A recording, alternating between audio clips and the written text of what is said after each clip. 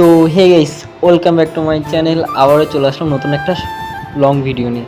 তো গাইস, সবাই কেমন আছো? আর শুভ মহালয়া, প্রীতি শুভেচ্ছা আর অভিনন্দন। তো মা আসছে, তো দেখতে পাচ্ছ গাড়ি নিয়ে রেডি হয়ে গেছি। সকাল সকাল বেরিয়ে গেছি মহালয়ায় স্নান করব বলে।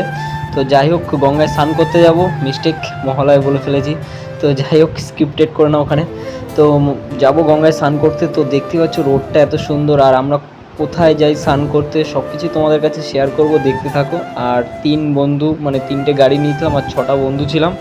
তো একটা বন্ধুকে দিয়েছি গাড়িটা চালাতে, কারণ ও মানে ভিডিও করতে পারে না, তো আমি ভিডিও করছিলাম পেছনে বসে বসে। আর দেখতে পাচ্ছ ঘুম থেকে উঠে এসে দেখো মুখ চুখ ফুলে গেছে, আর কী হয়ে গেছে, কীরকম হয়ে গেছিলাম।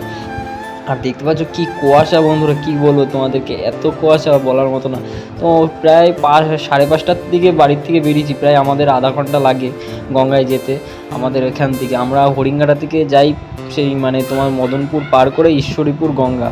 তো যাই হোক, কল্যাণী ওখানে আইটিআর ওখানে দিয়ে যাওয়া যায়।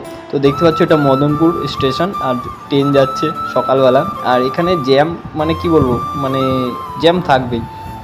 আর এই যে বলতে না বলতেই এইখান দিয়ে ঢুকতে হবে, আর বলতে না বলতে আমরা দেখো গঙ্গার পাড়ে চলে এসেছি। আর দেখো সকাল সকাল কত ভিড়, আর কি কাদা, মানে বলার মতো না। তো যাই হোক, স্নানটা করে নেবো ফটাফট, কারণ আকাশের অবস্থা তোমরা বন্ধুরা দেখতেই পাচ্ছ। আর এই দেখো বৃষ্টি নেমে গেছে না বলতে না বলতে। তো যাই হোক, শান্তি মতো স্নান করে ফেলেছিলাম আর বাড়ি চলে এসেছিলাম। আর বাড়ি এসে ঘুমিয়ে পড়েছিলাম, অনেক সকালে গেছিলাম বলে। তো রান্না বসিয়েছি, আর এই যে দেখো ভাত আর কচুর ঘাটি